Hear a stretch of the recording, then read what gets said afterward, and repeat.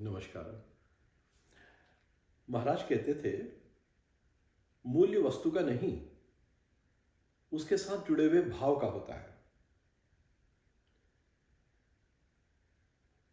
कई बार महाराज लोगों की लाई हुई मूल्यवान चीज़ों को, प्रसाद को, कोई भी चीज़ हो, अनदेखा सा कर देते थे और मामूली सी चीज़ को माथे में लगा लेते थे। आंखों में आंसू आ जाते थे उनके। दरअसल बात लाने वाले के भाव की होती थी। वस्तु पदार्थ के लिए महाराज का कोई भी मूल्य नहीं था, सब एक सा था। ऐसा हुआ, महाराज के सन्निकट भक्त श्री केहर सिंह जी थे और तब वह भारतीय प्रशासनिक सेवा में एक वरिष्ठ अधिकारी थे और लखनऊ में थे।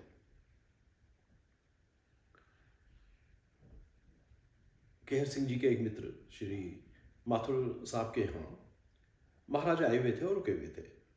तो केहर सिंह जी महाराज के से मिलने के लिए, उनके दर्शन के लिए माथुर साहब के घर पहुंचे।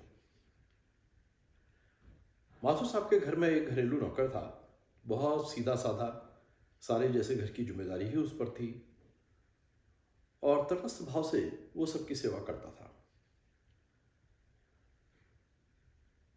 तो उस रोज जब केहर सिंह जी अन्य भक्तों के साथ महाराज के सामने बैठे हुए थे, तो अपना काम निपटा के वह घरेलू सेवक भी महाराज की तरफ को आया और उस कमरे में जहां महाराज अंदर तखत में बैठे हुए थे, उसकी देहली में आके बैठ गया, उकड़ू होके।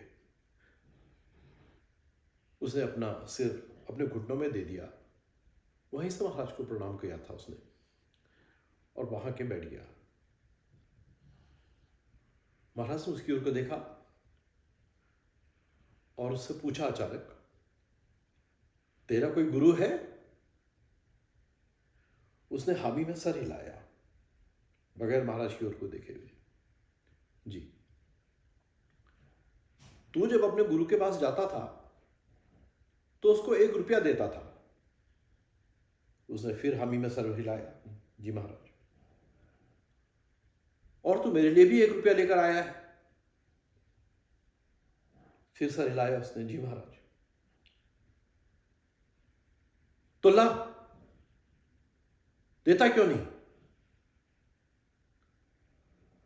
और वो संकोच के साथ उठा अपनी जगह से और उसने महाराज की ओर को 1 रुपया बढ़ाया। महाराज ने उसके हाथ से बच्चे की जैसी जिज्ञासा से वो रुपया लिया, अपने माथे में लगाया, बार बार अपनी आंखों में लगाया और उसको अपने कंबल के अंदर छुपा लिया। महाराज की आंखें नम थी। एक शिष्य का, एक भक्त का, एक समर्पित शुद्ध आत्मा का अपनी तरफ से प्रेम से दिया हुआ प्रसाद था। महाराज ने उसको स्वीकार किया। देखिए ना, गुरु नानक देव के जीवन से भी वो कथा प्रचलित है, सबने सुनी है कि सम्राट मूल्यवान तोहफे लेकर, हीरे जवाहरात, कीमती वस्त्र इत्यादि लेकर गुरुदेव नानक देव जी के पास पहुंचे थे और उसी समय एक घास काट के अपना जीवन यापन करने वाला भी उनके पास पहुंचा था। सम्राट ने हीरे जवाहरातों के, बेशकीमती वस्त्रों के ढेर लगा दिए उनके सामने। गुरु नानक देव ने केवल देखा भर उसकी तरफ को और उधर वो घास बेच के जीवन निर्वाह करने वाला अपनी कुल संपत्ति, घास का एक छोटा सा गट्ठर जो है एक फटे कपड़े के चिथड़े में बंधा हुआ था और एक खुरपा जिससे वो घास खुदा करता था, वही तो कुल था उसके पास और उसने वो गुरु नानक देव के चरणों में अर्पित कर दिया।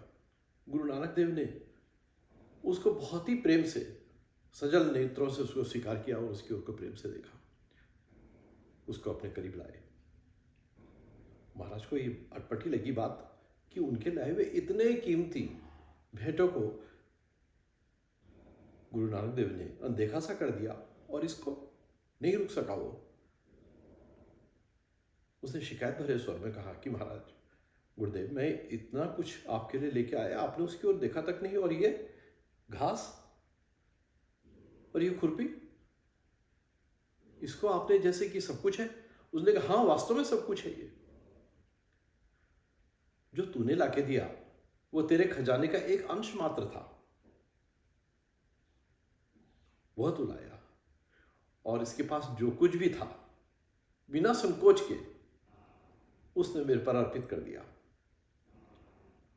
बात उस भाव का है जिससे अर्पण किया जाए। गुरु के प्रति समर्पण भी यही है। बात भाव की है, वस्तु की तो बिल्कुल भी नहीं।